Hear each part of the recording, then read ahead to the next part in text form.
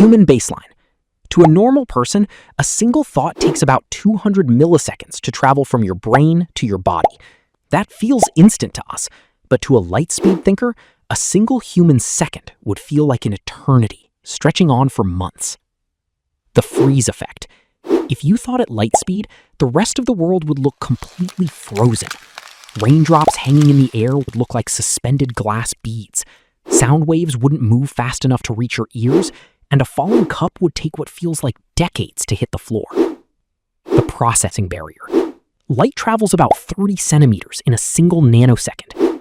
Because your brain processes information at light speed, your main struggle wouldn't be understanding the world, but waiting for internal data to move across your own head. Sight and photons. You wouldn't see the world through smooth motion anymore. Instead, you would process individual photons hitting your retinas one by one, watching light particles physically splash across surfaces to illuminate a room like a slow-motion wave. The psychological reality.